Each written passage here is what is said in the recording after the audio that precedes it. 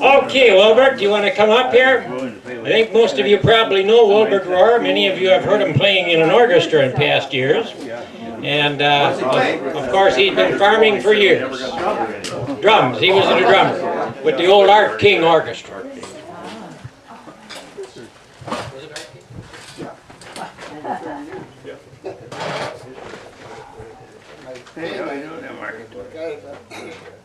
National Plowing Contest in Ohio.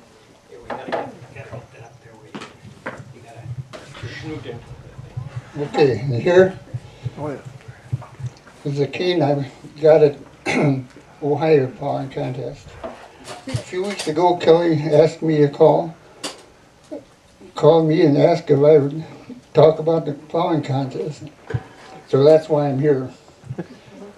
The first Buffalo County contest that I entered in one was on War 190 farm about 2 miles north of Cochrane, now owned by Ron Fleury. 7 plowmen were in the contest. Myron Custer was right on my heels and got second place, and Wilbert got third. It seemed like a long time ago was the Farmall H that I used at the first one. That first tractor we had that you didn't have to crank by hand. It also had rubber tires and a hydraulic lift. I borrowed a plow from my cousin Leslie Seibert. His was a new International, and ours was an old Janesville. The 1950 state plowing contest was held in Marvin Scheffelbein's farm at Fall Creek near Eau Claire. About 13,000 attended. Here I plowed a half acre in 29 minutes. 11 minutes under the deadline. We had 40 minutes to plow in. If you got done early, you got a quarter of a point for each 5 minutes early. So I got a half a point on that. Scheffelbein's dad said that he was one of the first to go mechanical when he bought a hay loader about 40-some years ago. Winning here gave me the chance to represent Wisconsin at the national contest held at Urbana, Ohio. It was a week after the one here, so we had to hurry up and get there. Vern Henriksen, county agent at the time, and I went out there. A crowd of 60,000 attended. It covered 10 farms and 2,200 acres, with demonstrations going on and farm tractors with wagons to haul people around. I took 6th place. Second place went to a 16-year-old. He started plowing when he was 8. I was told I was doing an excellent job, but when I tripped the plow for a waterway, it didn't lift. So I plowed right through the waterway. Needless to say, it was not the highlight of the day. Interesting to note, an attempt was made on the farm to break the world's record for bushels of corn per acre, which was 226. To the acre they applied 2,000 pounds of 88, 1,000 pounds of 20% nitrogen, plowed down, and 400 pounds of 312 in the rows. I didn't hear how that turned out. I was invited to the international contest held in Allison, Ontario, Canada in October of 1950. My brother-in-law, Elmer Body, went with me. There were more than 1,200 entries in the various classes. I took 9th place using a Model H McCormick gearing with a 14-inch plow, which was furnished. About a fourth of the entries there used horses with 10-inch hand plows. The youngest person to compete was 9 years old. A team of oxen and a pair of mules, one of which was 45 years old, were plowing, but not in competition. The contest area covered 600 acres. 300 were plowed during the contest. The largest tent city housed machinery displays valued at $10 million. I wonder what that would be worth today. Some of the land was used as an Air Force landing field during World War II. In the olden days, a contestant would start at 9:30 in the morning, plow till dark, and he had a whole field to do, and if he didn't get done in time, he was just out of the thing altogether. In 1951, the national contest was held before the state one, so I represented Wisconsin at the match at Bethany, Missouri. Elmer Bonney and my dad, Frank Rohrer, went with me. I placed 8th in the national. Next came the 1951 state contest held on the Eldon Schmidt farm at Wamedy. About 12,000 attended, according to Vern Hendrickson, the county agent. Judging was based on opening furrow, contour adherence, furrow uniformity, quality of tilling surface, trash coverage, and end staggered and closing furrows and waterways. I was lucky to come in first over 20 contestants from 19 counties.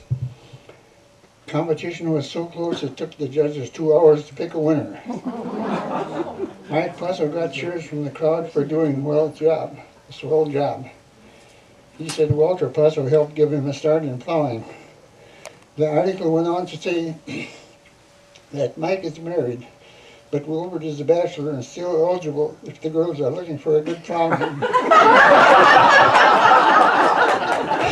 More than 20 years later, I finally had to go to Minnesota to change that.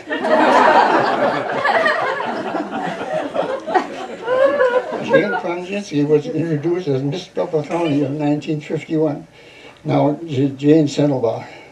A dinner for the plowmen and committee was given at St. Boniface School and Auditorium, followed by entertainment by the Glencoe Girls Accordion Quartet, the Cochran German Band, and Gilmerton FFA Quartet.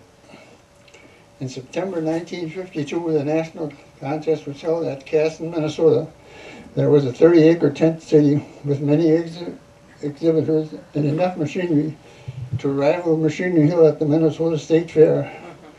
And that's a thing of the past. We went to the fair every year until they quit having the machinery there and haven't been up there very many times since. I got to shake hands with Eisenhower, who was running for president at that time, at the casting contest. There were field demonstrations, 150 acres of strips, 3 miles of terraces, 4 miles of waterways shaped for seeding, also tiling for drainage. I was asked to be one of the judges at 1 county, 2 states, and 1 national contest. Times have surely changed. My plow would probably be classified as a hobby farm now. My grandson uses a 15-foot wide chisel plow. But the tractor I used then looks like brand new now. Our grandsons and friends took it over to Minnesota, drove it back into our yard the day after Christmas one year, looking like brand new, with new tires and everything, and it still looks that way. My generation still calls them the good old days. Wonder how much it'll change in the next 50 years. That's all I have now. If you have any questions.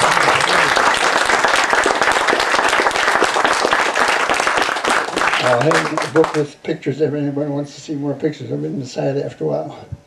How did you get to your tractor and plow from one place to Bethany, Missouri, and up to Canada and so on? Did you have just an ordinary farm truck or what? You didn't drive it. We had a 1950 pickup, and I hauled my own plow. I bought a new plow after the first contest, and I hauled my plow to one of them, and otherwise they'd have whatever you needed on hand. You could tell them what tractor you wanted and what plow, and they'd have it there for you. So we didn't have to do much hauling. What was the prize for winning your first place? What kind of a prize did you get for winning your first place? $1. $50 in one of these. It wasn't filled with gold, it's just a gold cup. Schützen Society was better than that. I'll take up that pretty soon. Anything else? Could Could you just explain how they judged you? I've had a lot of people ask that question. They said, what did they judge? Well, your opening furrow should be slightly crowned, and then your furrow should all be uniform, and you have to follow the contour. And so it have good coverage. And the ends, you have to have zigzags, so you don't have a straight line for the water to start running. And if they had a water run in, you had to decide how wide to make that water run, according to how many acres of water would drain through it. Wow. And then you'd have to have zigzag borders on that too. Then how many furrows did you plow? About a half acre. 2 at a time. Yeah, 2 at a time. Everything went by points, right? You got points? for Yeah, there's everything? points for your land out it appeared like, and dead furrow is supposed to be not too deep. And there's 20 points for each one of those. When you were at Eldon Schmidt Connects, did any presidents come there? Did any presidential candidates come to visit you? Not there, that was in Minnesota, and Yeah, but I mean, what year was it at Schmidt Connects, 51. oh, so there was no campaign going on. Not that year. I might just comment, this soil that where this contest was on was slightly sloped, nowhere near as much as many of our fields around here. But because it was worked in an up and down situation, now this is going to be changed to contour strips. And each one was, I suppose, surveyed out or measured out, and each gentleman had to follow this contour. That was all the contestants had to do that. And this was considered something new because you'd hear comments, why do they want to contour land like this that's so nice and level? Well, it really wasn't level. It did have quite a bit of drainage to it. It's a But big there- acres, there's Big a lot of acres, acres. yes. And the very top of it was quite steep and then it sloped down like that. So this was important. I think that was a big step forward. And I thought it worked out well the way the strips were laid out and contoured. And they're still that way today, yeah. Yeah, There's still big our part farm was laid out in strips in 1938, and they're still the same. Still the same, yes. And that was the first year we farmed without horses. That too, sure. Wilbert, the plow used on the days, was that a trailing plow? And did they use any mounted plows back then, fully mounted? Some of them were rounded, Yours most was, of them were trailing. yours is number 8, wasn't it? Number 8 Yeah, International. number 8 International, yeah. Very popular plow at the time. You're a good plow. What time of the year were these contests held, and did you have Most any of them- weather delays? You get to contest Well, and it be pouring Some down of them rain? were weather delayed. The one national where they had 600,000 were expecting 100,000, but it rained, it was delayed for a day. But there was other ones too that had a lot of rain. What time of the year were they held? Well, usually September and October. Okay. What about, was the skill inside the plow, the tractor, the speed, or indeed in the man? Three, I guess. The guy couldn't do it without the machinery. But in Canada, they could take all the time they wanted on some of the contests, but in the earlier days, then they had to plow a whole field, and if they didn't get done, they were out of it. But in this area, the time was great plenty to get it done, and you didn't gain much by getting it done, really. Question, wasn't there a national plowing contest up just close to Augusta, Wisconsin? Yes. Yeah, Augusta, were you in that one? no, That was in '56 or somewhere, it was earlier than that, 53. I think it was, I was a judge in that one. wasn't it? Oh, okay. You better not plow, you're the judge. This one at Augusta, our then newly elected President Eisenhower has Ezra Taft Benson as Secretary of Agriculture, and he appeared that day at that contest and gave a speech. Oh, So if, 52 was the election, and the following year, and he was in place as Secretary of Agriculture, he was on the scene that time. And they had at that time a level land contest and a contour contest. I don't know which one you judged. I drive the contour. You drive a contour, okay, I think there is a sign designating that even today. that area, yeah. It's just south of Augusta. Yeah. I wouldn't know where to find it It's, now. you take R north, going north from Augusta. Of Augusta, yeah. No, south. From Bosio. Yeah, yeah. Used to be Old 27. Yeah. Yeah. Okay. Were you plowing sod or corn stubbles? Well, there wasn't always the same. I don't remember which. That's what I mean, you know, it'd be vastly different, wouldn't it? Yeah, Because if you were trying to put down picked rows of corn stalks, you'd have some problem. yeah. It was supposed number to- 8. Corn is supposed to be covered up, controlled nuclear and corn burst.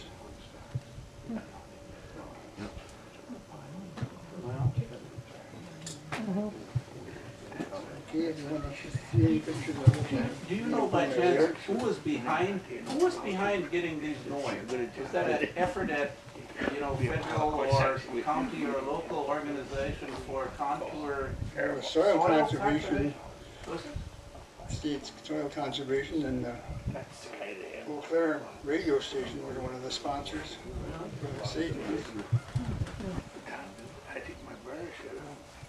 I can just add a little to that. I work for a farmer in, across there the river in Kellogg area.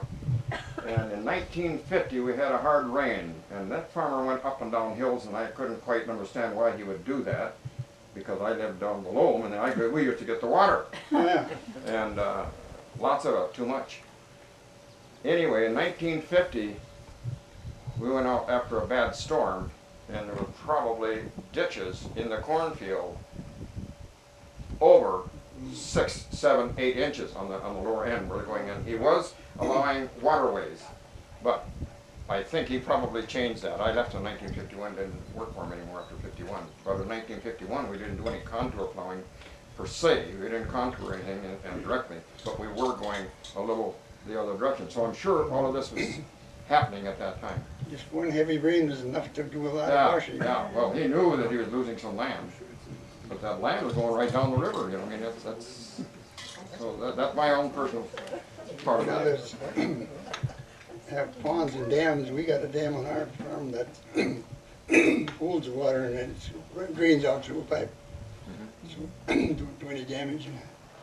Yeah, we even cleaned out a pond that next year, the following year, Oh. at another farm that he owned, the adjoining farm, and that whole pond that somebody had built there was completely filled up with dirt, so they couldn't hold any water in it anymore. So there wasn't any water room. So anyway, that he knew that things were happening. Yeah, the strip cropping was a big improvement for everybody. Yeah. Okay then, thank you.